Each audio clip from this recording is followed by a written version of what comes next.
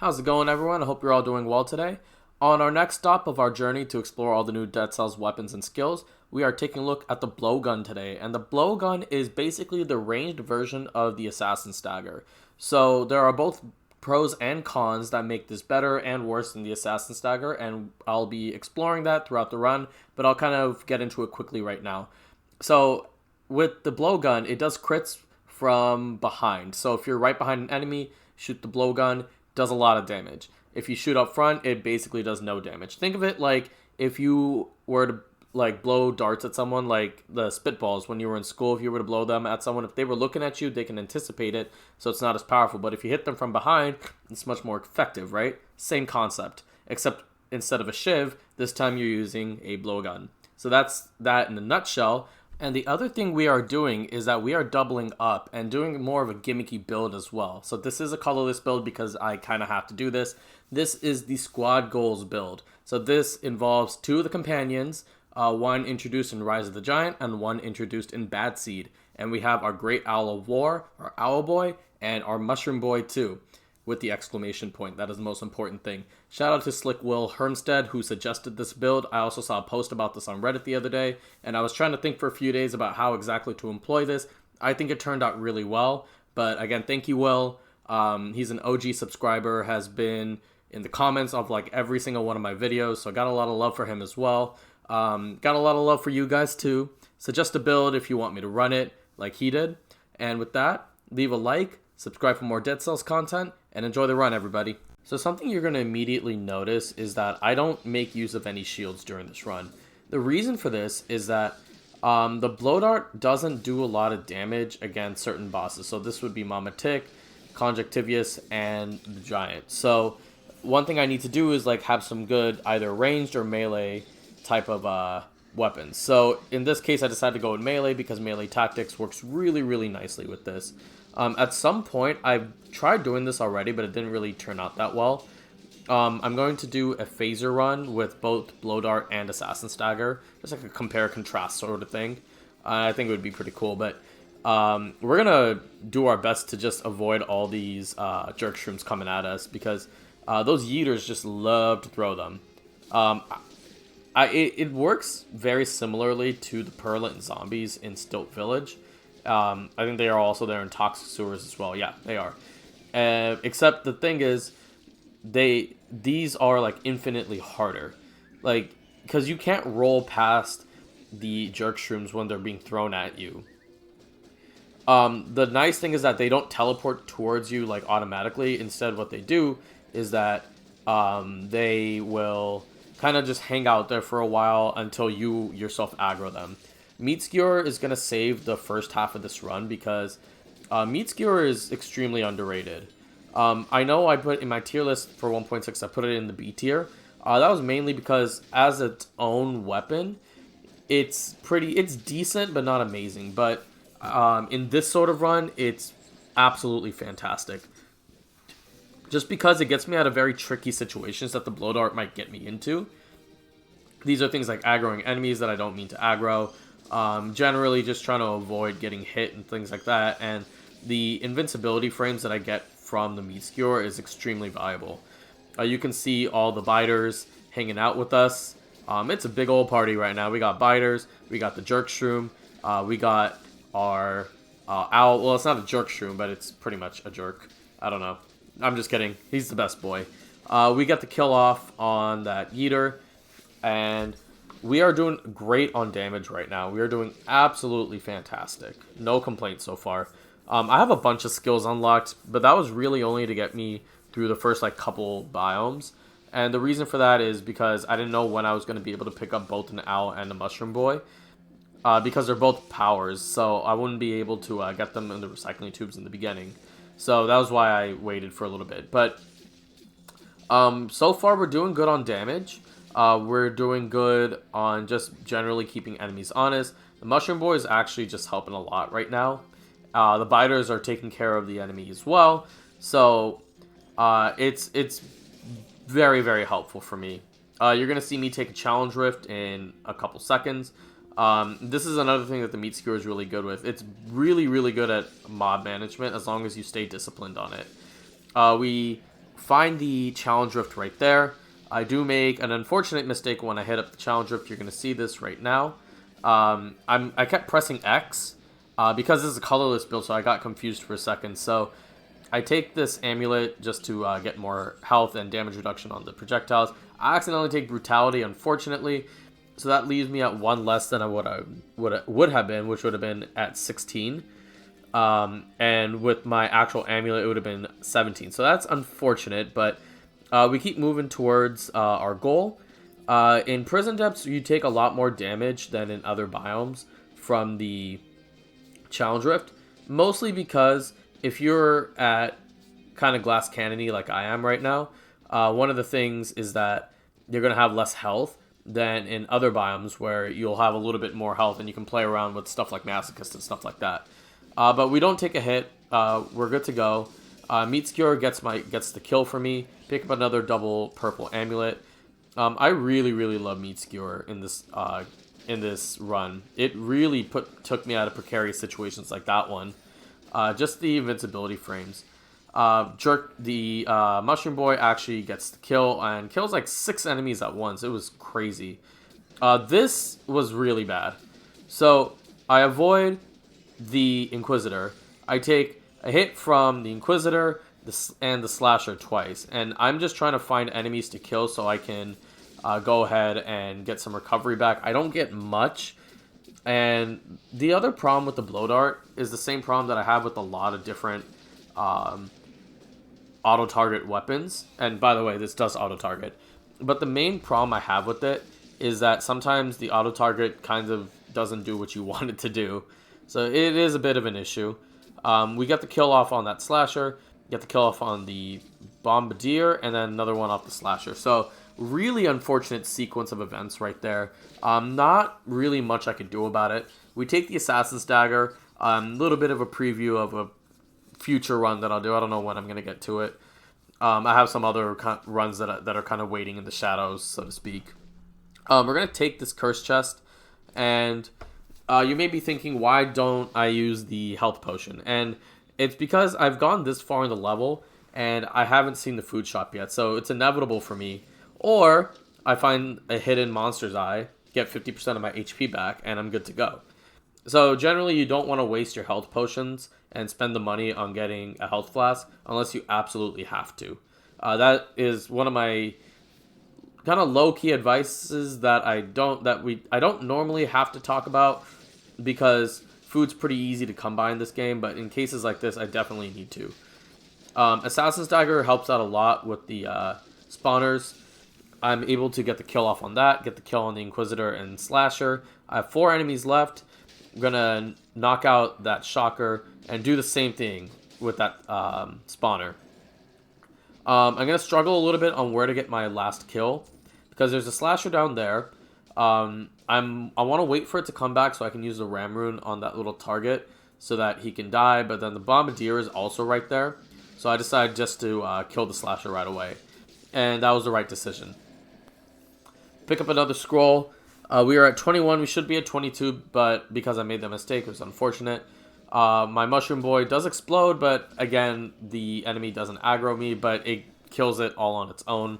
I think it might have died to like poison or something like that. So that was cool.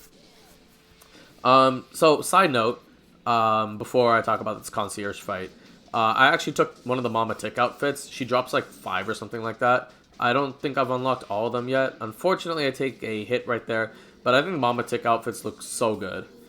One of the things about the Meat Skewer that works incredibly well with this build is that for stuff like Concierge, I can actually just use it to roll to the other side. So instead of having to roll, what I can do instead is use my iframes to get to the other side of the enemy, and then from there, I can start using the blowgun.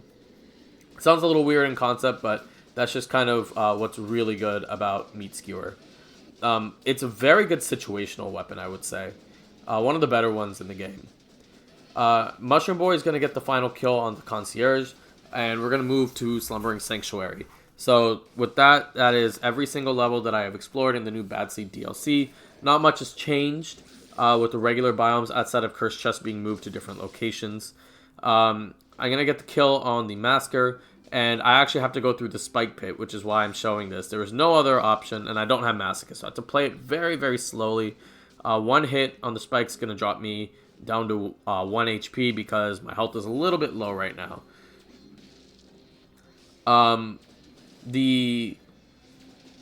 What is that enemy called? The caster. It was a kind of a tough fight, but this one's even worse because I get the horizontal laser, and I accidentally get hit by it. And I'm trying to get some lifesteal back, but unfortunately for me, I couldn't do that. But I was able to get the kill off right before the horizontal laser struck me again. So I was good on that. And I take a new amulet because it gives me an extra in red. We unlock the doors to the sanctuary. I accidentally hit the golem. So I'm like scared at that point. And I realized, oh crap, there's a shield.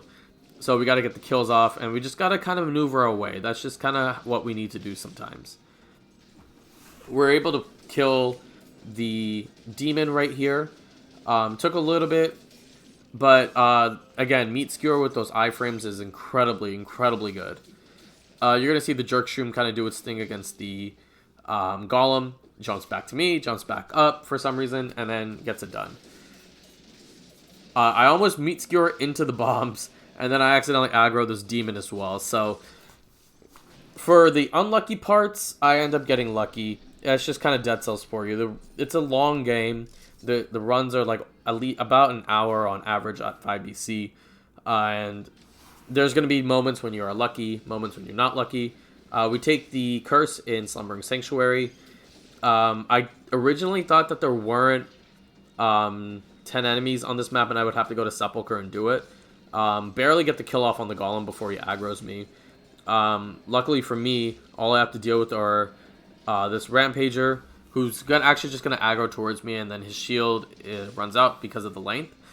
And then at that point, I had picked up in Sanctuary, I picked up a blowgun with Toxic. So shots do a Toxic Cloud, and they pierce, and 100% to poison. So this is going to be critical in the next portions. And I'm going to show where I pick up the next skill, and then the next, weapon as well. So again, the Mushroom Boy just does such a good job of like getting enemies off my back. And then it explodes, kills an entire mob. It works out so nicely. That owl has poison, which is incredibly useful. Just because now what I can do is I can create like good situations for myself in which I won't have to necessarily try to get synergy by using the blowgun. So that's incredibly useful. Barely get the light just in time before my health starts disappearing, and get the kill on the elite. So all in all, had some tough moments, but now the build is really starting to come onto its own. We're going to go inside here, and then we are going to get this curse chest, but there's a lot of enemies on the map, and I know that up above there's a curse chest. So I'm going to kill these 3 enemies, and I'm going to go pick up this curse chest and clear out as much of this room as I possibly can. Hopefully, my thought process at the time is hopefully we can get down to like 2 or 3 enemies, and then we can finish this off. So we have 3 right here. So we're going to down smash. We're going to set off the Toxic Cloud right away, and then we're going to go from there. We have 2 right here, and then we have 3 on the bottom. So we'll actually end up with 2 enemies left by the time we're done with getting out of this room. So Meat Skewer, again, just a fantastic weapon. Luckily, we get some kamikazes. They go down in 1 hit, because that's just kind of how they are. And we can keep on moving forward. And that's just kind of the name of the game. Just keep on moving forward. It does a lot of damage, the blowgun. Like when you hit them from behind, it actually does a lot more than the the Assassin's Dagger. But we pick up the Sadist Stiletto, which is really important because I get toxic synergy with the owl, and I get toxic synergy with the blowtorch. And it's going to be extremely useful for the next 3 boss fights. I get the kill again on that. And this is just more mob management. But now that the owl is doing poison, I can use my Sadist Stiletto and then just start smacking enemies. So this was a crazy mob, but again, just with the owl doing what it was doing, it was so helpful just to have it. And also the Mushroom Boy just explodes out of nowhere. I don't know. It just randomly does it sometimes. I think it might be a bug, but I'm not sure. But anyways, giant time. We're going to mostly make use of my Sadist Stiletto. We're really going to use the Blow Dart as like a poor man's version of an Alchemic Carbine. Just one with ammo, and that sucks. We're going to hit that, and then I'm just going to keep on firing the Blow Dart in the wrong way. I don't know how that happens. Sometimes I just lose focus, and then just things like that happen. But we're able to recover and not take any hits. We're going to just set the owl off. Whenever I have the owl in that giant fight, what I start doing is just like going... that's when I start triggering the owl. I don't trigger it right away. But this is going to be the end of the fight. Perfect hit, the giant. Really, really good fight. Thought about taking the shrapnels, but decided not to. The Guardian dies because of the poison. Again, that's why having poison on this build is so useful. The demon is going to act a little bit weird because biters tend to do that sometimes. I don't want to take any damage here because this is semi-glass cannon. But in general, High Peak Castle is the hardest hitting level in the game. Shout out to Greg Jennings. If you know that reference, leave a comment. Owl and Mushroom Boy work so well together because the Mushroom Boy actually pulls it back. I almost end up in the tornado. Got very, very lucky that I didn't get hit.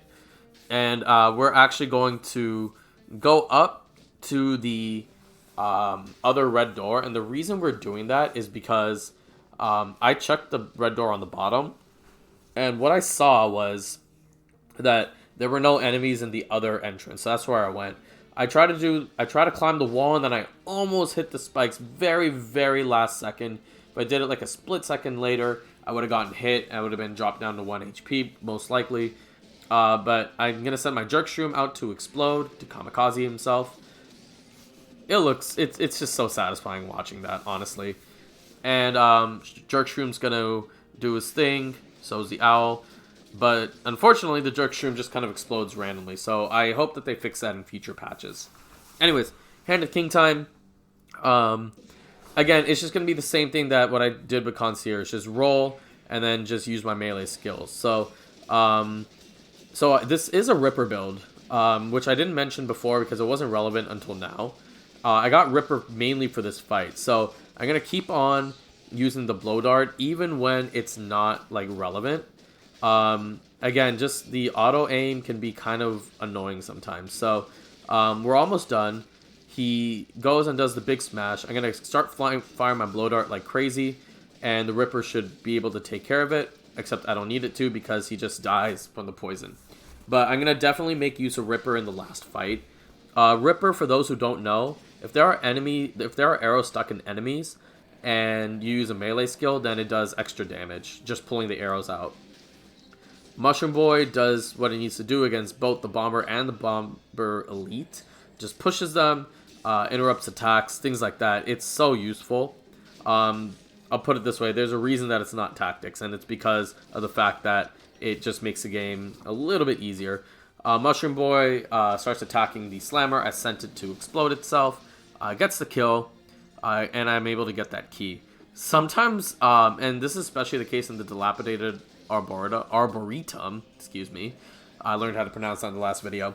But sometimes I get scared because the Jerkshrooms are running after me and I can't tell it apart from the Mushroom Boy. I thought this Elite was going to aggro me, which is why I sent the Jerkshroom after it. But no, it did like 75% damage though. But I am going to aggro it right here and then get the kill off and just move forward. This is the last fight of the game. It is the Collector. Same exact strategy. We're going to try to not get hit as much as possible. And easier said than done. And I get hit right away. Does a lot of damage. But fortunately for me, Collector actually doesn't do as much damage as something like Hand of the King. And now I have to avoid the strikes again. I didn't have enough range. And I'm able to get him on 1 heal. But unfortunately... I should have been able to get him on 2, but unfortunately that just didn't happen for me. I think if I fired more Blow Darts, I would have been able to do it, but whatever, it's all good. I start firing right away, but don't really get what I need to. Now I can just start going nuts with the Sata Stiletto. Now what I'm going to do is just start firing the blow darts and make use of the Ripper. And unfortunately I don't get the hits off, but I should be able to get the hits off right here after he heals. But I will be getting some arrows back. And now I'm going to set the Owl off. I do have Instinct of the Master of Arms, and so because of that, I should be able to get the cooldown pretty quickly back to normal. I'm going to try to set off my Mushroom Boy at some point. He goes for the Syringe Strikes, and I can just keep firing now. So now, every time I roll, I'm going to be hitting with the Sata Stiletto, get my heal off, take another hit, unfortunately. That's just a product of healing.